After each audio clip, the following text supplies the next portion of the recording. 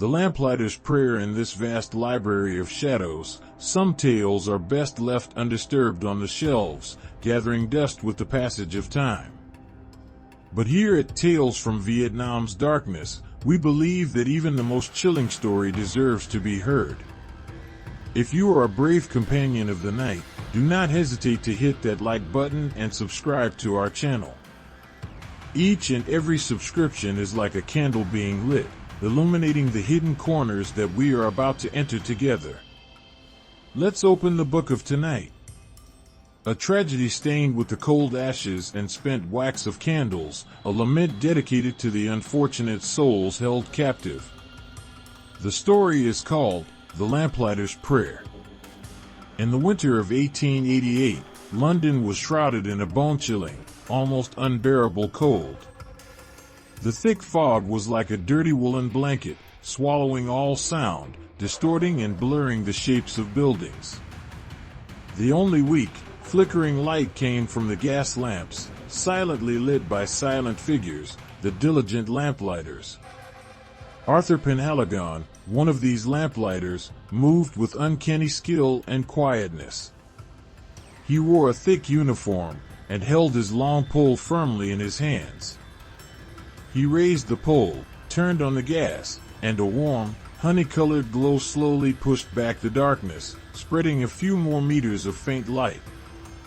He repeated this action mechanically, lifelessly, like a pre-programmed machine. His face, once handsome, was now gaunt and haggard from unrelenting grief. His intelligent eyes seemed to be gazing into the distance, into a memory where the image of his departed wife remained intact, vivid. He walked past a poster pasted on a brick wall, warning of the appearance of Jack the Ripper, the one sowing terror. But it seemed that the terror engulfing the city could not compare to his own pain, the loss he was suffering. In the tool shed, a room reeking of oil and rust, the other lamplighters were chatting and laughing loudly. Arthur again isolated himself from the crowd, silently cleaning his pole meticulously and carefully. Finn O'Connell, an old Irishman with snow-white hair and keen eyes, approached him and slowly spoke. "Another night is upon us, young man," Finn said, his voice as hoarse as the wind whistling through a crack in the door. "This fog bites at your throat. I hear Thomas is real sick. That means Weaver's Alley will be empty, nobody to watch over it." Arthur stopped and looked up at him. "Is that so? Well, the director's gonna have to send someone to cover it." Finn sipped his hot tea and continued. "And that someone might be you, Arthur. You're the quickest one we got." He squinted at Arthur, looking him up and down like he was trying to read his mind. "Be careful in that alley, Arthur. It's got memories of its own. Not good ones, neither." Arthur sighed, the skepticism of a scientific man showing on his face. "Every alley in London's got bad memories, Finn. They're built with bricks and mortar, not sorrow."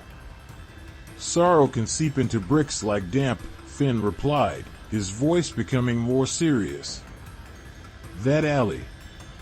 It don't like the light. Some lamps don't want to be lit. If it don't want to burn, don't force it.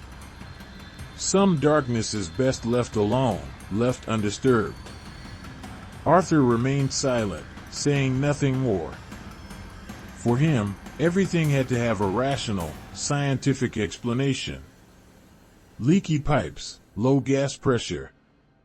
Not ghost stories, fantasy, and superstition.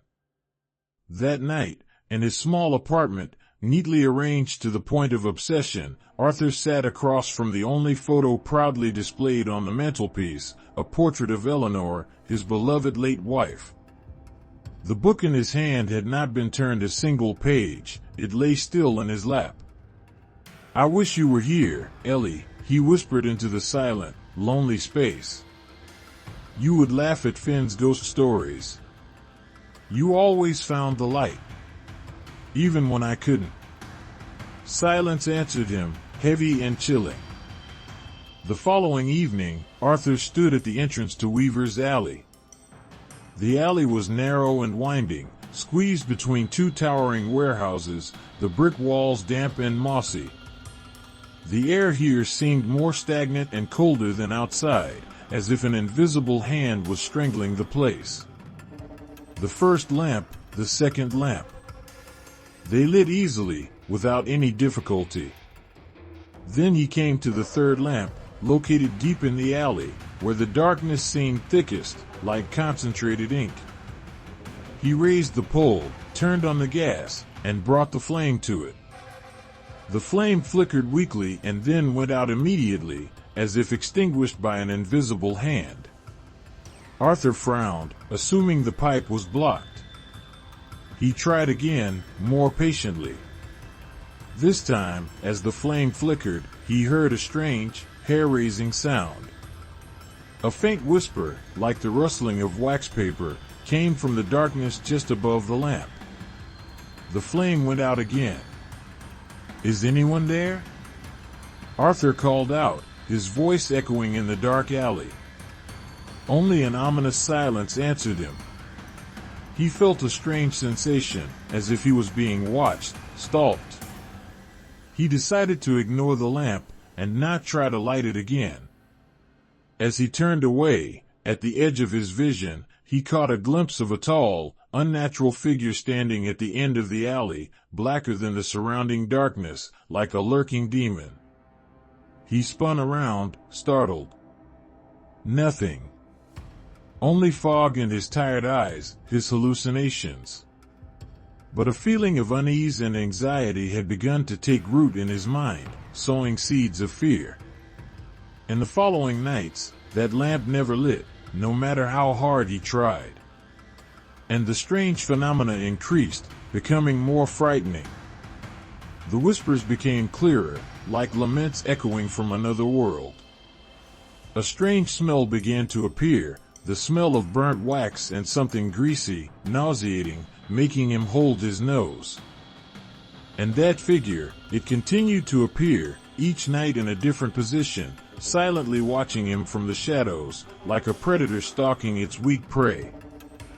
4 days later, Thomas Webb, who was in charge of the alley before Arthur, had not come to work, and there was no news of him. Arthur reported his disappearance to Inspector Davies of Scotland Yard, hoping to find a clue. Davies, a tired and brutally pragmatic man, dismissed Arthur's worries, not paying much attention. "Whitechapel isn't the safest place, you know," he said, his voice indifferent and tired. "Maybe he had too much to drink and got into some trouble. Unless you have concrete evidence, there's nothing I can do, Mr. Penhaligon." When Arthur tried to mention the strange things happening in the alley, the mysterious figure, the strange sounds, Davies laughed, dismissing them as fantasies. "Mr. Penhaligon, London is full of squeaks and groans. I don't have enough men to investigate every ghost." Feeling humiliated and helpless, Arthur quietly left. That night, terror followed him home. It did not let him go. As Arthur was sitting in his dark apartment, lost in grim thoughts, a faint scratching sound came from the third-floor window, startling him. Arthur's heart pounded as if it wanted to jump out of his chest. He felt a surge of fear. He tiptoed over and yanked open the curtains. Nothing. Only thick fog in the still, cold night. He sighed in relief and turned around. And he saw it. On the carpet, where no one had walked, was a strange footprint. It was made of an ashtray powder, in the shape of a bare foot, long and terrifyingly thin. Next to it, on the wooden floor, was a small streak of translucent white liquid, almost solidified, disgusting. Like cold candle wax. It was in his house, invading his private space. The next morning, Arthur went to the only place he thought could give him answers, the British Library. There, he met Evelyn Reed, a sharp librarian with a particular fondness for London's forgotten history, the secrets hidden deep within the city. "I want to find anything unusual about Weaver's Alley," Arthur explained, his voice filled with anxiety and confusion. "Maybe a big fire, about 40 or 50 years ago." Evelyn's curiosity was piqued, and she began searching for information in ancient documents. She quickly found an old article in the Illustrated London News, published in 1848. "Here it is," she said, turning the book towards him. "Terrible tragedy at the Greyfriars candle factory. More than 30 souls, mostly innocent women and children, died in a living hell. Their only escape route was locked shut." "Locked shut?" Arthur asked in horror, disbelieving. "That's right," Evelyn continued reading, her voice trembling. "To prevent workers from leaving. The owner, a man named Silas Blackwood, claimed it was just a tragic accident. He was never charged with anything, he got away with it easily." Silas Blackwood. Candle factory. Animal fat. Terrible stench. Everything began to connect in his mind, the disparate pieces gradually forming a complete picture. "The article also says," Evelyn continued, "because the fire was so intense, it melted tons of fat and wax, creating a river of molten grease that spilled out into the streets, turning the whole street red." Arthur closed his eyes, trying to imagine the horrifying scene. Ash, wax, and trapped souls, suffering. "The Tallowman," he whispered, like a man in a trance. "The Candlemaker." That night, Arthur went to Finn, seeking his help. The old lamplighter listened to his story attentively, nodding slowly. "The candle factory," Finn said, his voice pensive. "My father used to tell me about it.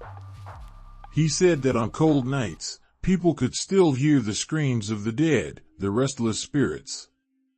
That Silas Blackwood, he didn't just kill them. He sealed them there with his cruelty and wickedness, binding them forever."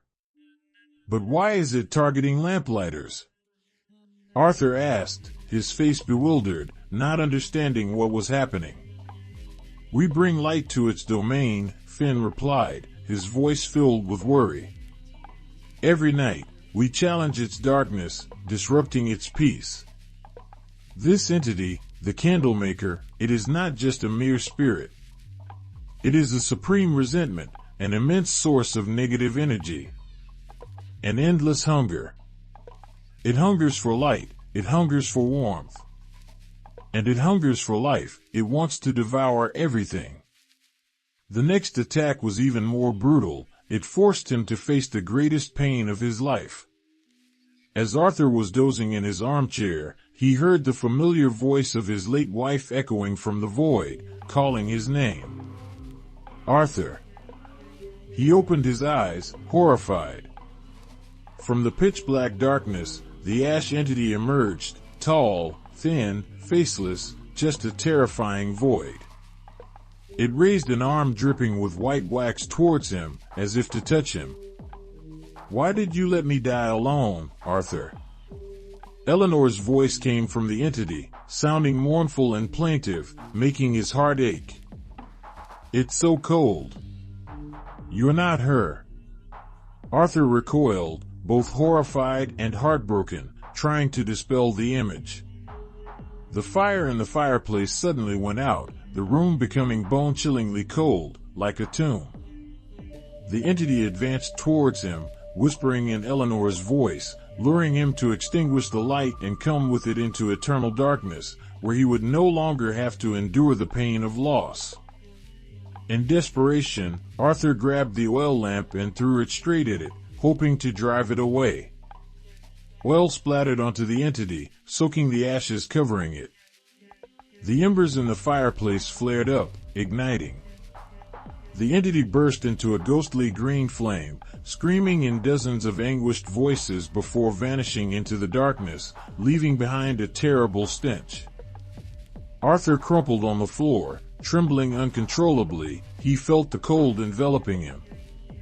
He knew it would come back, stronger and more brutal. It would not let him go. At dawn, Finn O'Connell's body was pulled from the Thames, cold and stiff. The medical examiner concluded he died of a sudden heart attack. Scared to death. It wasn't a heart attack, Arthur said to Inspector Davies, his voice trembling, trying to convince him. He pointed to Finn's neck, where there were strange marks. Look at his neck. Around the old man's neck were finger-shaped bruises and small streaks of white wax, as if someone had tried to strangle him to death. The skepticism on Davies' face finally faded, replaced by utter horror. He began to believe what Arthur was saying. "Mr. Penhaligon," Davies said, his voice strained. "Come to my office. Tell me the whole story from the beginning, in as much detail as possible."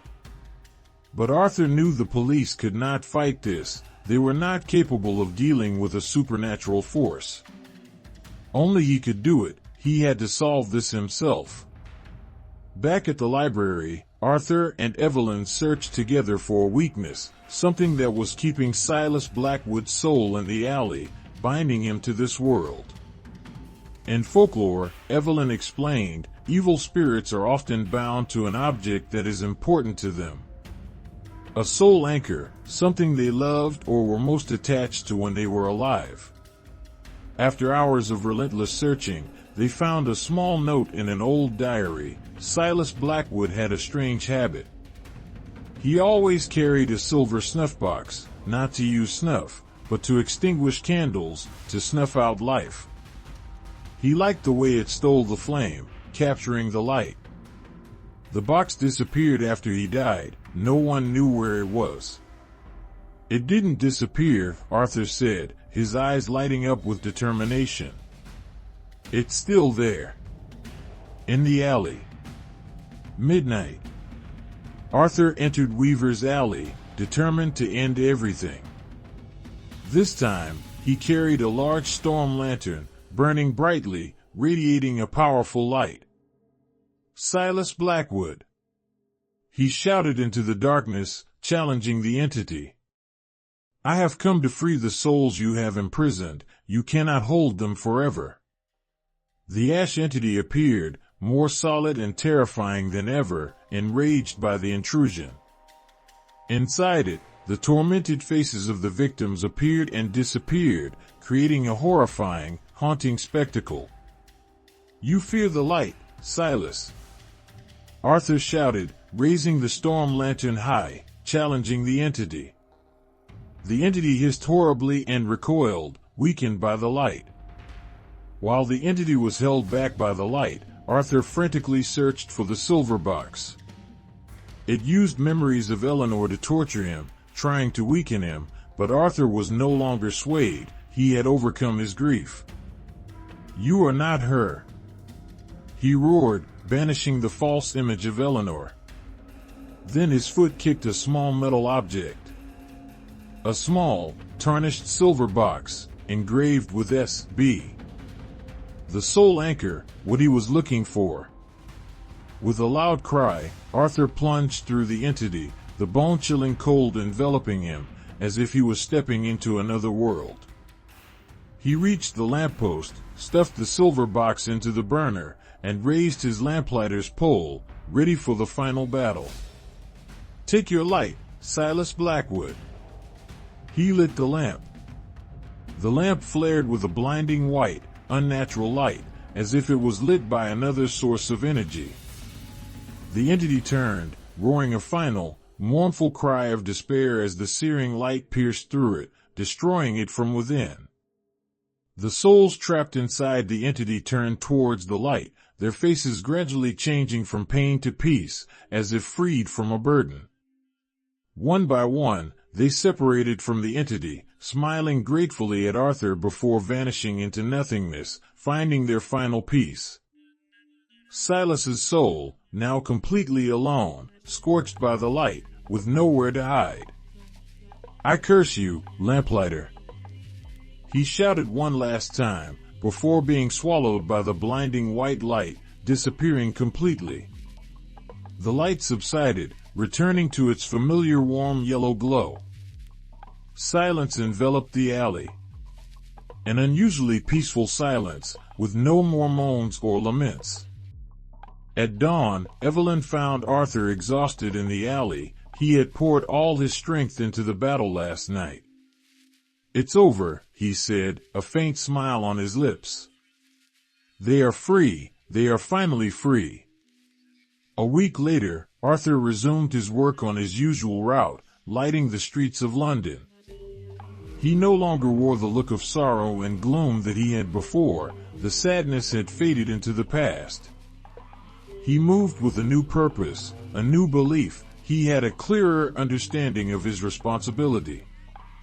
As he passed Weaver's Alley, all the lamps burned brightly, dispelling all darkness, as if welcoming him back. He stopped at the last lamp, looking at the dancing flame, the flame that had brought freedom to the imprisoned souls. He was no longer just a man. Having gazed into the abyss beyond the scope of pure science, he bore witness to the unexplainable lurking in the shadows. He came to understand that cold, hard logic was not the ultimate weapon against the darkness. Instead, it was compassion, empathy, and an inextinguishable flame of hope that held the power. A faint smile graced his lips as he continued his journey, a silent guardian illuminating the city, dispelling not only the darkness of night but also the lingering shadows of painful memories and horrific recollections from the past. And so, another light is ignited, pushing back the encroaching darkness and safeguarding us from the sinister forces that dwell within. Thank you for joining Arthur Penhaligon on this journey and listening to the Lamplighter's Litany. If tonight's narrative has prompted you to re-examine the hidden corners of your own abode or has stirred profound reflections within you, please take a moment to leave a like to let us know. And if you have yet to embark on this courageous odyssey into the unknown, we implore you to click the subscribe button and activate the notification bell, for our library holds countless untold tales yearning to be discovered. Share your thoughts with us in the comments section. Do you place your faith in Arthur's unwavering logic or heed Finn's ominous warnings? And what haunting fears do you foresee awaiting us in the next chapter? Perhaps you could even offer us a tantalizing glimpse of what lies ahead.